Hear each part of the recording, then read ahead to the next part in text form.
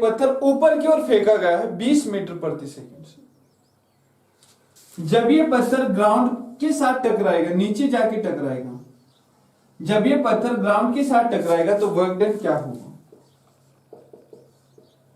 सवाल फिर सुनिए। 40 मीटर ऊंचाई की एक बिल्डिंग से एक पत्थर हमने ऊपर की ओर फेंका है। जब ये पत्थर जाके ग्राउंड के साथ टकराएगा तो वर्क डन क्या होगा और कैसा होगा? पॉजिटिव, नेगेटिव या जीरो? शाबाश, सोल्व करो। क्या करेंगे हम वो सुनिए। ये यहां से ऊपर जाएगा, फाइनल पोजीशन पे जाके वेलोसिटी क्या हो गई है? जीरो। जब ये अगेंस्ट ग्रेविटी जा रहा है, अगेंस्ट ग्रेविटी जा रहा है तो क्या वर्क डन यहां पे क्या आएगा? नेगेटिव। अब इसी हाइट से अगर आप नीचे आना शुरू करोगे तो जब इसके सामने आओगे तो उसी वेलोसिटी पे आप आ जाओगे प्रोजेक्टाइल मोशन के अकॉर्डिंग जिस वेलोसिटी से फेंका गया था।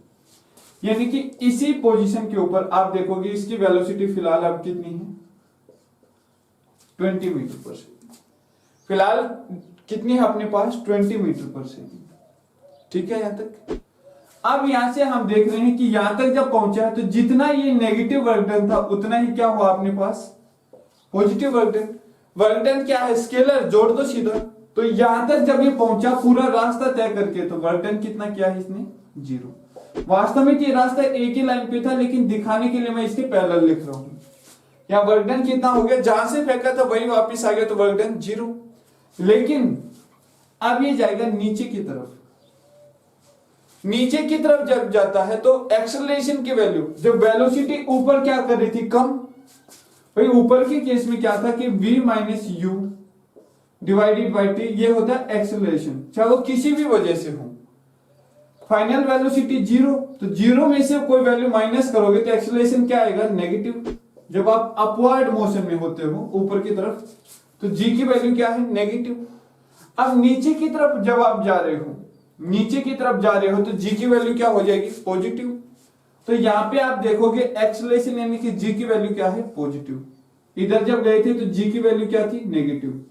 इधर जब आए थे तो g की वैल्यू क्या थी? पॉजिटिव। यानी डाउनवर्ड मोशन में g की वैल्यू पॉजिटिव और अपवर्ड मोशन में g की वैल्यू नेगेटिव। तो अपवर्ड मोशन में एक्सेलरेशन ड्यू टू ग्रेविटी अगर नेगेटिव हो तो वर्क डन भी क्या होगा? नेगेटिव होगा। और इधर देखें तो वर्क डन क्या होगा? पॉजिटिव होगा। अब यहां से देखो, इसकी इनिशियल वेलोसिटी 20 मीटर पर सेकेंड, ये जाके यहां टकराएगा। अब यहां से हमें क्या जानना है वो चीज देख लीजिए आप। भाई acceleration due to gravity free fall में क्या रहेगा? एक समान रहेगा। तो g की वैल्यू तो वही हम लेंगे 9.8 या g की वैल्यू क्या लेंगे? 10 मीटर पर सेकेंड की। अब इसने हाइट कितनी तय की है? 40 मीटर। h की वैल्यू क्या होगी अपने पास? 40 मीटर। अब अगर इस पत्थर का मास आपको दे रखा था 5 kg, तो वर्क डन किसके बराबर आ गया अपने पास? W किसके बराबर? mgh। मास कितना? 5, g कितना? 10 और h कितना? 40। टोटल वर्क डन अपने पास कितना आ जाएगा? ये इनके मल्टीप्लाई करोगे तो इतने जूल आ जाएगा अपने पास। ये है अपने पास 20 और 20 इतनी जूल। तो ये वर्क डन पे बेस्ड कुछ बेसिक्स न्यूमेरिकल हमने देखे हैं, बिल्कुल बेसिक चीजें हैं। बस आपको चीजें कंसेप्ट क्लियर होना चाहिए कि क्यों ये नेगेटिव है, क्यों ये पॉजिटिव है और कैसे इसकी वैल्यू काउंट की है। तो वर्क का मेरे हिसाब से इतना ही काफी है। इसके बाद वर्क के साथ साथ हम स्टार्ट करते हैं एनर्जी का कंसेप्ट।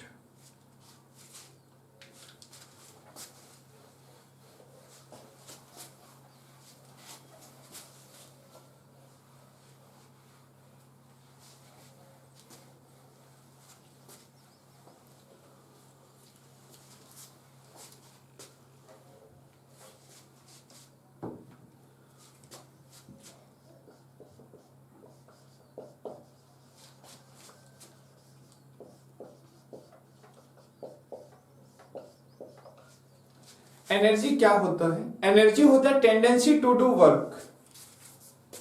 एनर्जी होता है टेंडेंसी टू डू वर्क। कार्य करने की जो टेंडेंसी होती है उसे हम एनर्जी का नाम देते हैं, ऊर्जा का नाम देते हैं। अब किसी भी कार्य को करने के लिए कितनी ऊर्जा चाहिए यह मापने के लिए हम मात्रक का इस्तेमाल करते हैं। अब ऊर्जा की मात्रा कौन कौन सी रहते हैं या कौन कौन सी ऊर्जा हमें मापनी है वो देख लीजिए एक बार। सबसे पहले हम देखते हैं एसआई यूनिट, एसआई मात्रक, एसआई यूनिट। तो एनर्जी की एसआई यूनिट रहती है जूल। उसके बाद हम बात करते हैं सीजीएस यूनिट, ये रहती है अर्ग। ड्राइव्ड यूनिट यानी कि फॉर्मूले की सहायता से हम यूनिट निकालें। ड्राइव्ड यूनिट प्रतिपादित मात्रक, तो अभी हमने देखा था क्या, न्यूटन मीटर या डाइन सेंटीमीटर, न्यूटन मीटर। अब इसके बाद प्रैक्टिकल यूनिट, दैनिक जीवन में कौन सा हम इस्तेमाल करते हैं, प्रैक्टिकल यूनिट। तो प्रैक्टिकल यूनिट क्या रहेगा अपने पास, कैलोरी। प्रैक्टिकल यूनिट क्या रहेगा, कैलोरी। उसके बाद हम देखते हैं प्रैक्टिकल यूनिट के बाद नेक्स्ट अपने पास क्या आएगा, स्मॉलेस्ट यूनिट। स्मॉलेस्ट यूनिट, तो smallest unit of energy is electron volt. कहां यूज होता है, कैसे यूज होता है वो अभी मैं आपको समझाऊंगा। उसके बाद स्मॉलेस्ट यूनिट के बाद आता है अपने पास इलेक्ट्रिकल यूनिट, विद्युतीय यूनिट, इलेक्ट्रिकल यूनिट। तो ये लिखा जाता है kilowatt hour, kilowatt hour, KWH, जो मीटर में आपने यूनिट देखी होगी। तो ये यूनिट से अब इनके बीच रिलेशन क्या है वो हम जान लेते हैं। रिलेशन यानी कि संबंध क्या है इन यूनिट्स के बीच। और इसमें अगर एक चीज और मैं ऐड करना चाहूं, इसमें एक चीज और मैं ऐड करना चाहूं तो वो क्या ऐड हो सकता है, FPS यूनिट। ये ब्रिटेन का सिस्टम है, इसीलिए मैं इसको अलग से लिख रहा हूं क्योंकि ब्रिटेन बाकी सिस्टम पे विश्वास नहीं करता है। और इनका एनर्जी का यूनिट रहता है British thermal unit. British thermal unit, इसे मैं लिखूंगा BTU से, ब्रिटिश थर्मल यूनिट। अब इनके बीच आपको जानना है रिलेशन। देखिए कैसे, 1 जूल बराबर होगा 10 की पावर 7 अर्ग। 1 जूल बराबर होगा 10 की पावर 7 अर्ग। 1 कैलोरी बराबर होगा 4.186 जूल। और अप्रोक्सीमेशन में आप लिख सकते हो 4.2 जूल। एक ब्रिटिश थर्मल यूनिट क्या होगा, 1.055 इंटू 10⁻³ यानी 1055 जूल। और इसी 1055 जूल को हम कैलोरी में लिखेंगे तो कितना हो जाएगा, 252 कैलोरी, 252 कैलोरी। इसके बाद हम इससे आगे देखते हैं, एक इलेक्ट्रॉन वोल्ट, एक इलेक्ट्रॉन वोल्ट EV किसके बराबर होता है, 1.6 गुना 10 की पावर -19 जूल के बराबर होता है। इसके बराबर होगा 1 इलेक्ट्रॉन वोल्ट।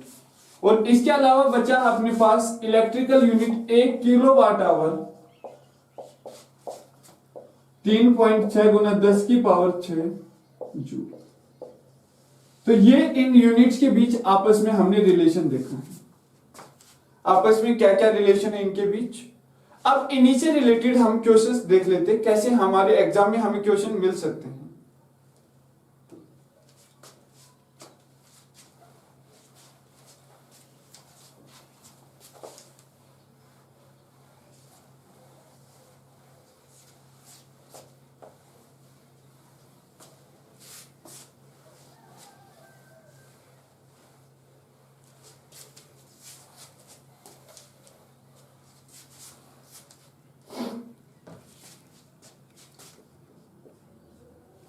इसी से रिलेटेड हमारे पास क्या क्वेश्चन बन सकते हैं वो देखिए। इसी से रिलेटेड क्वेश्चन आएगा अपने पास। सबसे पहले देखिए, 1 किलोवाट आवर, 1 किलो का मतलब होता है 1000। वाट को मैं एज इट इज वाट रखता हूं। और आवर की जगह मैं लिखता हूं 3600 सेकंड। तो ये 1 घंटे में 60 मिनट और 60 मिनट, हर मिनट में 60 सेकंड, कितना 3600 सेकंड। अब हम जानते हैं कि 1 जूल एनर्जी अगर प्रति सेकंड हम लॉस कर रहे हैं, गेन कर रहे हैं या ट्रांसमिट हो रही है, तो ये किसके बराबर रहते हैं? 1 वाट के बराबर। वाट होता है पावर का यूनिट। अब यही चीज मैं यहां पे लगा देता हूं, तो ये किसके बराबर आ गया? 1000 गुना 1 जूल बटा 1 सेकंड इंटू 3600 सेकंड। सेकंड से सेकंड क्या हो गया? Cancel out. तो कितनी वैल्यू आ गई?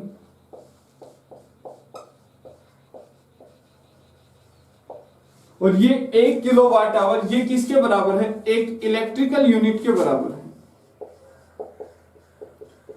एक इलेक्ट्रिकल यूनिट के बराबर है जो हमारे मीटर के अंदर आती है। और अगर आपको काउंट करना है नंबर ऑफ यूनिट्स, अगर आपको काउंट करना है number of units, number of units कैसे काउंट करोगे आप, वो देखो। मान लेता हूं कि मेरे पास एक बल्ब है,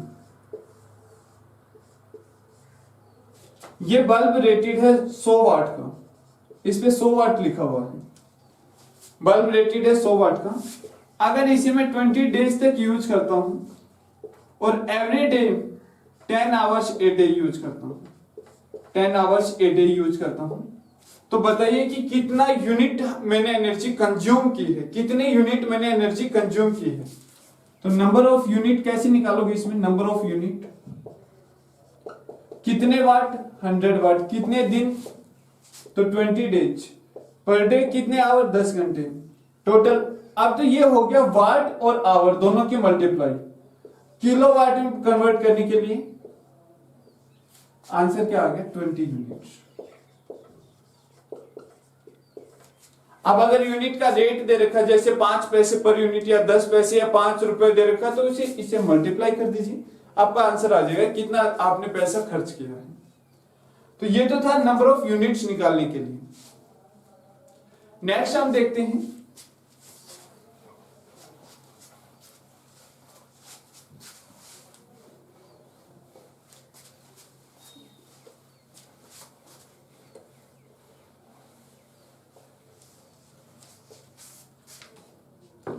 नेक्स्ट, इसी चीज को देखो।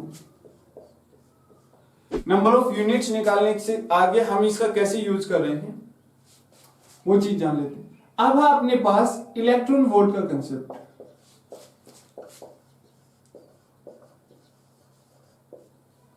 वैसे तो वोल्ट यूनिट होता है पोटेंशियल डिफरेंस विभवांतर का, लेकिन इलेक्ट्रॉन वोल्ट ईवी, तो ये अपने पास आ जाता है किसकी यूनिट? जूल की।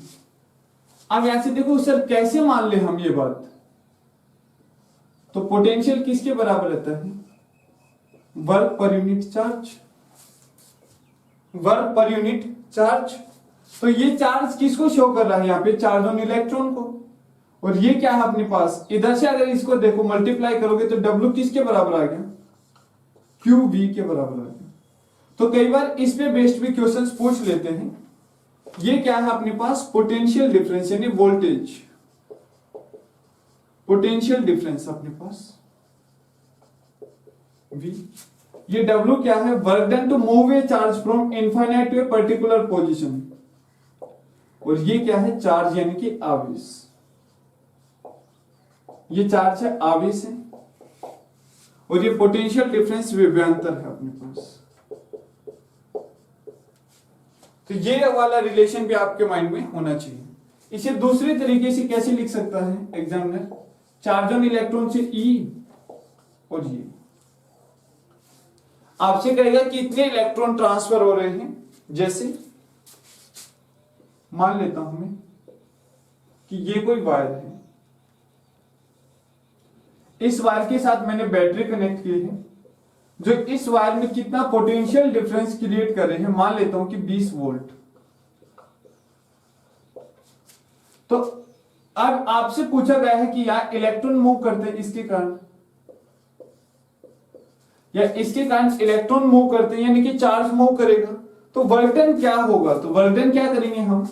Charge on electron charge on electron कितना 1.6, भाई चार्ज ऑन इलेक्ट्रॉन कितना रहता है 1.6 10⁻⁻19 जूल, सॉरी -19 कूलम।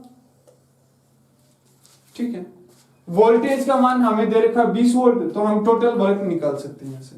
तो वर्क डन निकालने का एक रिलेशन आपको ये भी याद रखना है। और दूसरा इलेक्ट्रॉन वोल्ट यूनिट हम कहाँ यूज करते हैं उसके बारे में भी जान लेते हैं। एक तो ये है अपने पास, ये चीज आपको ध्यान रखनी।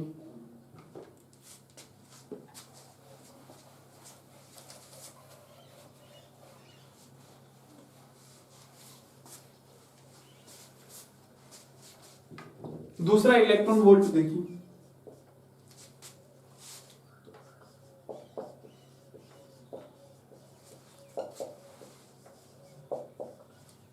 ये यूनिट होता है जब न्यूक्लियर रिएक्शंस होती हैं, नाभिकीय अभिक्रियाएं होती हैं, न्यूक्लियर रिएक्शंस नाभिकीय अभिक्रियाएं होती हैं।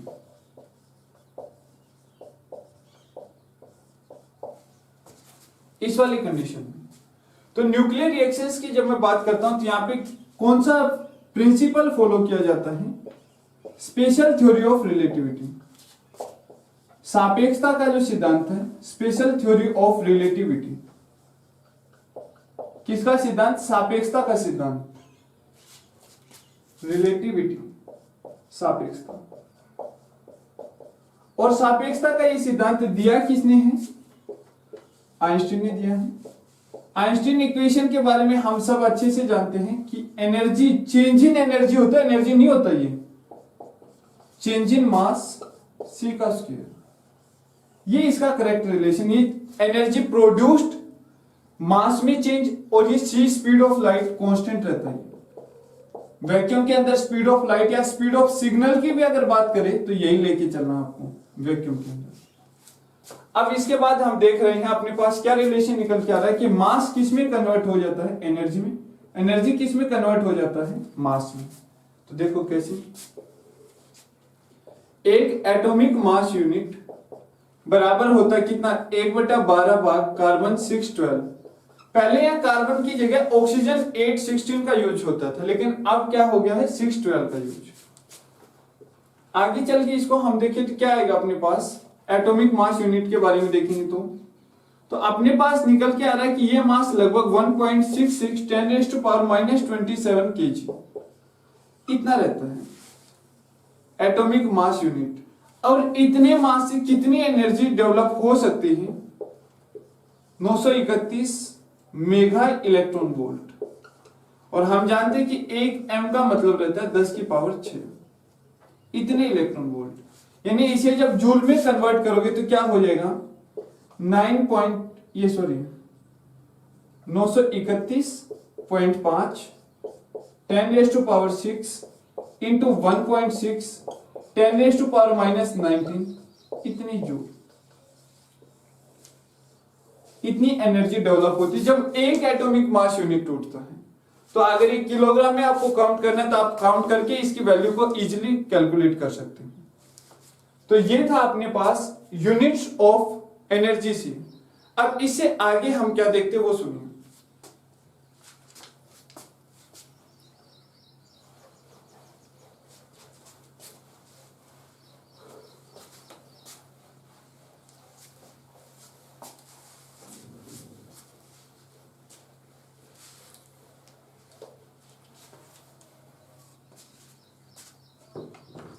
इससे आगे हम देखते हैं एनर्जी कन्वर्जन।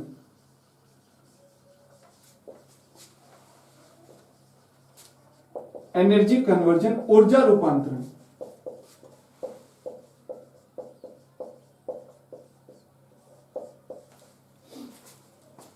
एनर्जी कन्वर्जन, ऊर्जा रूपांतरण, इसके बारे में सुनो।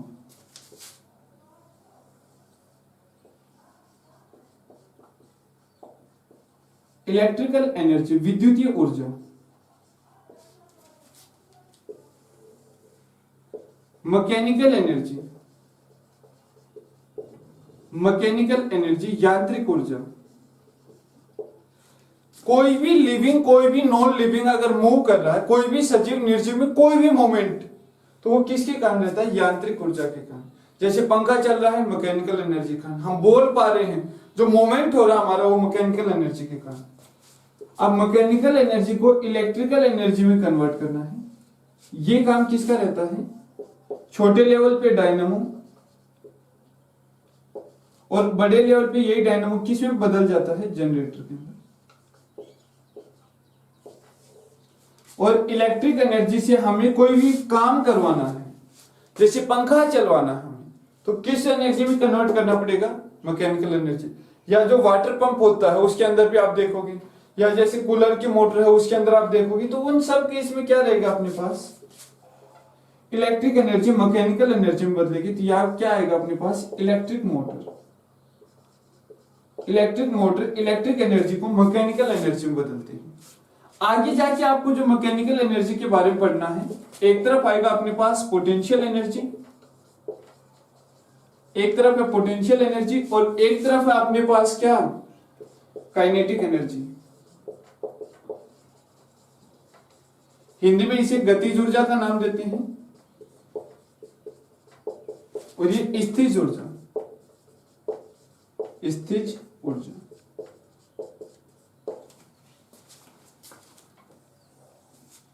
नेक्स्ट हम देख रहे हैं साउंड एनर्जी। साउंड एनर्जी ध्वनि ऊर्जा। साउंड एनर्जी यानी कि ध्वनि ऊर्जा, इसके बारे में। इलेक्ट्रिकल एनर्जी को अगर आप साउंड एनर्जी में कन्वर्ट कर रहे हो, ये काम किसका है? लाउड स्पीकर का। और साउंड एनर्जी को अगर इलेक्ट्रिकल एनर्जी में कन्वर्ट कर रहे हो, ये काम किसका है? साउंड को इलेक्ट्रिकल में कन्वर्ट कर रहे हो, ये काम है